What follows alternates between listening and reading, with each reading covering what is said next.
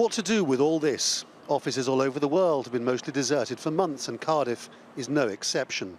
Yet, as elsewhere, people have been prepared to work just as hard from the comfort of their own homes.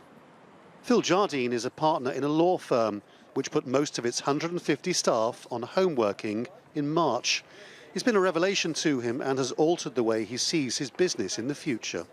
Everyone who occupies an office is looking right now at not at their office requirements and how much space do we need, and more importantly, what quality of space do we need? Because I think a lot of us believe there's going to be a flight to quality where people are maybe taking less space but better space.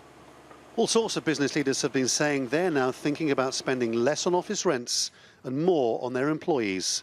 But there's more profound thinking going on as well. Making a virtue out of the crisis is clearly the best thing that could happen after coronavirus. Clearly, working from home all the time is fantastic news for people who have a lot of land, and terrible news if you're in a tiny apartment. But certainly, reorganising the way that people use city centres is suddenly being seen as a massive opportunity. Just around the corner from the empty offices are all the signs of what's happened to high streets across the UK in recent years. Something needs to happen urgently to rescue small independent businesses.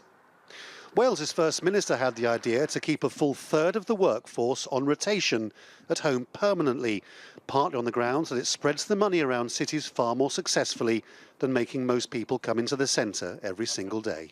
Even in Wales, we have people spending up to a whole working day, if you add it up over the whole week, just in the car, going to and from where they live and where they work.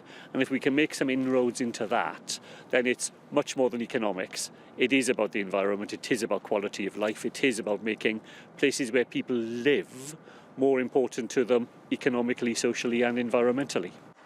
This argument also suggests that big infrastructure projects so beloved of the government in London, like this new rail line into Cardiff, may become a bit redundant if all they do is move more and more people into city centres, when they might be better off staying, working and spending money in the area they live in.